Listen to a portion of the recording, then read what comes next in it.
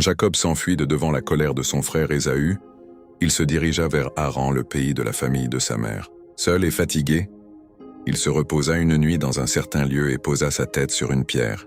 Dans ce silence, Dieu lui apparut dans un rêve.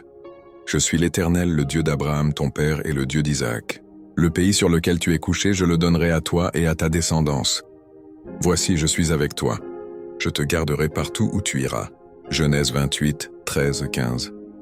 Jacob se réveilla rempli de crainte et déclara « Certainement l'Éternel est en ce lieu, et moi je ne le savais pas. » Genèse 28, 16.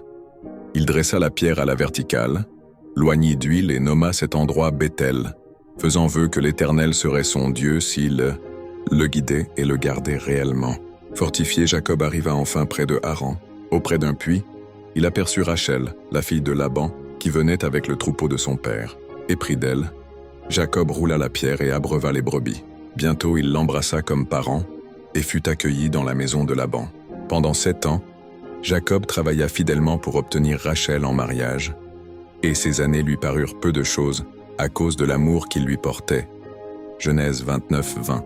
Mais au moment venu, Laban le trompa et donna sa fille aînée Léa à la place. Quand Jacob s'en plaignit, Laban répondit « Cela ne se fait pas chez nous de donner la plus jeune avant l'aînée. » Genèse 29, 26. Lié par la coutume et son désir, Jacob accepta de servir encore 7 ans pour Rachel. La famille grandit, car Léa, Rachel et leurs servantes mirent au monde des fils qui deviendraient les chefs des tribus d'Israël.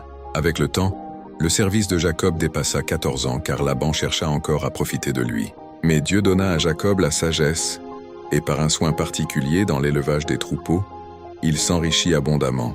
Les fils de Laban devinrent jaloux, et Jacob perçut que le visage de Laban n'était plus envers lui comme auparavant. Genèse 31, 2. L'Éternel lui apparut de nouveau et lui dit « Retourne au pays de tes pères et de ta famille, et je serai avec toi. » Genèse 31, 3. Avec le consentement de Rachel et de Léa, qui reconnurent elles aussi la tromperie de leur père, Jacob s'en alla en secret avec sa famille et ses biens. Quand Laban le poursuivit, Dieu intervint et l'avertit de ne pas faire de mal à Jacob. Genèse 31, 24. Finalement, ils conclurent une alliance incertaine à Mitzpa, un simple tas de pierres servant de témoin. Ainsi Jacob partit libre, prêt à affronter sa plus grande épreuve, retrouver et se réconcilier avec Ésaü. Ce récit montre la transformation de Jacob, autrefois fugitif, puis serviteur trompé, mais toujours préservé par l'Éternel, qui le façonna pour faire de lui le patriarche d'Israël. SVP, partagez, abonnez pour en savoir plus sur la Bible, merci.